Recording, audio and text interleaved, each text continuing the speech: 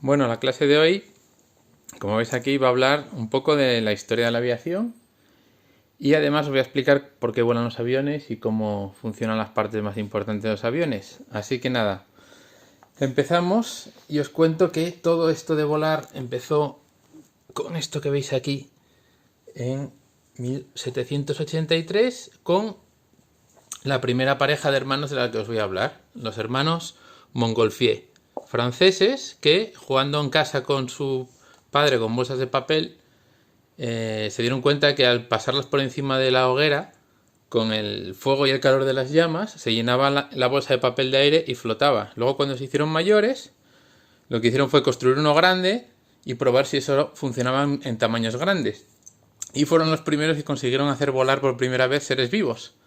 Concretamente, una oveja, un pato y un gallo, que lo hicieron delante de la corte francesa y demostraron que se podía volar como los pájaros no, pero por lo menos podían volar varios kilómetros por el aire.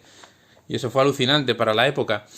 Después de estos trabajos, el siguiente paso, antes de empezar a tener aviones con motor, fue el de los planeadores. Y ese paso lo que hicieron fue diseñar, mucha gente trabajaba en esto, diseñaban pues modelos que se parecían a los pájaros y lo que hacían es que se tiraban por montañas o salían corriendo y con el viento de cara pues volaban sin motor. Y los más importantes de estos inventores fueron los hermanos Lilienthal, que en 1876 fueron los primeros en conseguir volar sin matarse con cosas que eran más pesadas que el aire, porque los globos al final con aire caliente son más ligeros que el aire. Fueron los primeros en hacer aviones que volaban por encima del suelo pesando más. ¿Y qué pasó después? Que llegó la época del motor. Dijeron otros inventores, dice, oye, ¿y si vuela ya tirándose por colinas? ¿Por qué no lo hacemos que despegues del suelo? Y los primeros en conseguirlo fueron varios. Lo que pasa es que el primero fue Gustav Whitehead, que lo que hacía es, en contra de lo que la gente cree que fueron los hermanos Wright, en 1901 él ya había conseguido construir esto. El modelo número 21, que era un avión que, como veis, se había construido imitando a una paloma, a un murciélago, llamarlo como queráis, con dos hélices frontales, y consiguió volar durante varios metros, él tripulándolo. Claro, esto es primer modelo que consiguió despegar, volar y aterrizar con una persona dentro, con motor y sin estrellarse. Después ya, 2 años después, en 1903, ya sí que los hermanos Wright volaron con su avión, con el Flyer 1, y se quedó en la gente la memoria que eran ellos los que habían conseguido el primer vuelo, pero eso se demostró en 1964 que no era cierto. Lo que pasa es que ellos hicieron mejor marketing y claro, ya se sabe, fue lo que se le quedó a mucha gente. Más tarde, lo que se inventó fueron los multiplanos. ¿Y sabéis por qué tenían tantas alas estos aviones en la Primera Guerra Mundial? Porque como los motores eran poco potentes, necesitaban velocidad y maniobrabilidad, las alas tenían que ser muy grandes. Entonces dijeron, no, si yo quiero girar rápido, de todas a las pequeñas. Entonces lo que hicieron fue repartir la fuerza de sustentación, que luego explicaré cómo funciona, en varios planos. Y con esto conseguían aviones que con poca potencia de motor pues eran ágiles y podían cargar con peso y funcionaban bastante bien. Más tarde, Segunda Guerra Mundial, aquí lo hacían este se hizo con bambú y tela, por ejemplo. Estos eran ya de maderas más resistentes y tela. Y ya en la Segunda Guerra Mundial, aluminio.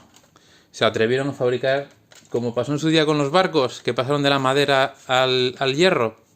Pues en los aviones pasaron de la tela al aluminio.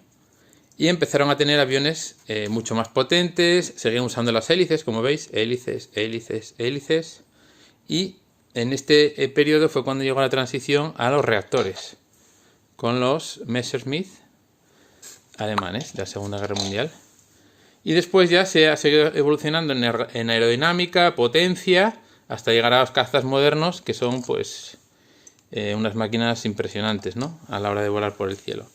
Entonces ahora lo que voy a hacer es explicaros cómo funciona un avión típico, con qué cosas cuentan los pilotos para que esto vuele y puedan volverlo a traer a casa cuando termina el vuelo. Entonces lo que veis es que tenemos primero las alas, lógicamente, y las alas funcionan porque el viento, cuando el avión avanza, hace que pase por debajo y por arriba del ala. Entonces, al hacer esto, cuando pasa por debajo del ala, genera una fuerza de sustentación que lucha contra la gravedad. La gravedad te manda hacia abajo, pero el viento que pasa muy rápido por debajo del ala te sujeta hacia arriba y te mantiene elevado. Esto combinado con el ángulo de ataque. El ángulo de ataque es el ángulo en el que tú giras el ala contra el viento. ¿Vale? Entonces, cuando veis, yo tengo la mano así inclinada, el aire que me va a pegar por debajo lo voy a desviar hacia abajo. Entonces es como si fuera una propulsión a chorro. ¿Os acordáis de la tercera ley de Newton, no? Cuando yo hago una fuerza, la fuerza me devuelve otra fuerza a mí. Entonces, si yo desvío el aire hacia abajo, el aire me empuja hacia arriba. Y es así como vuelan los aviones. Le doy velocidad al ala con un ángulo de ataque y trepa y sube. Y el aire que pasa por arriba, luego al bajar hacia abajo, porque vuelve, aquí se crea poca presión y aquí abajo se crea mucha presión. Entonces todo contribuye. La trayectoria del aire bajando, que te empuja, y que aquí hay poca presión y aquí abajo se comprime mucho el aire y te empuja hacia arriba. Y luego, claro, ¿qué pasa? Que necesitamos que esta dirección se pueda maniobrar con el avión. Entonces, para esto inventaron lo que es la cola. Timón de dirección, timón de profundidad, alerones. Y luego aquí veis esta rayita. Si yo lo hubiera instalado en este avión, de aquí para aquí, podría haber cortado y tendría dos superficies independientes de control. Estos serían los flaps, que son una especie de frenos de aire que aumenta todavía más la sustentación del ala, ¿vale? Entonces, ¿cómo funcionan los aviones? Muy fácil, mira. Si yo giro así los alerones, ¿qué estoy haciendo? Que, por ejemplo, en este lado, aumento el ángulo en el que estoy yo desviando el aire hacia abajo. Entonces, ¿qué pasa? Que mucho más fuerza se levantaría. Y en este, al mismo tiempo, ¿veis cómo cambia? ¿Qué hago? Desvío el aire hacia arriba. Entonces, ¿qué hace? Que me aplasta el aire hacia abajo. Entonces, al hacer esa maniobra, lo que hace el avión es que gira. Hace así. Se pone de lado. Entonces, si se me desequilibra, con estos alerones puedo ir girando los ángulos laterales. ¿Qué más puedo hacer? Pues con la cola. Con la cola yo puedo girar, además de la rueda, el ángulo en el que se desvía el aire. Entonces, si hago así, lo que consigo es que el aire me lleve en esta dirección. ¿Y qué pasa con la altura? Pues la altura se hace con esto, con el timón de profundidad. Lo mismo, si hago hacia abajo, esto hace que el viento empuje hacia abajo, me levanta la cola y como el centro de gravedad está aquí, todas las fuerzas que haga detrás del centro de gravedad funcionan al revés. Es decir, si yo subo la cola, ¿qué pasa? Que baja el pico, baja el morro. ¿Veis? Y así como se vuela. Y luego, lógicamente, sujétame aquí, Miguel. Todo esto no funciona si no tenemos potencia. ¿Y de dónde sacamos la potencia? De atornillar en la hélice el aire. ¿Os acordáis del tornillo de Arquímedes? Y de los barcos y la hélice de los barcos. Pues mira dónde acabó la hélice de los barcos. Fijaros. Mira, noten la fuerza, ¿no? La que empuja. Pues si lo soltaras, correría por la pista, yo tocaría profundidad para hacer que el aire me empujara hacia abajo la cola y el morro hacia arriba y despegaríamos, ¿vale? Y todo esto es cómo hacemos para volar. ¿Y sabéis quién diseñan estos aviones? Todos los aviones. Unos señores que se llaman ingenieros aeronáuticos. ¿Y sabéis por qué se llaman aeronáuticos? Porque resulta que los aviones funcionan como los barcos y los submarinos en muchas cosas. Entonces, por eso son aeronáuticos. Diseñan aviones y barcos. Porque incluso fijaros en los nombres. Timón de profundidad. ¿Qué profundidad tiene este en el agua? Ninguna. El timón de profundidad realmente lo tiene el submarino. ¿Lo veis aquí atrás? Es el que realmente consigue la profundidad. En el aire no hay profundidad. Hay altura más o menos. Timón de dirección. ¿Veis? Los submarinos también lo tienen. Giran para un lado, para otro. Las alas.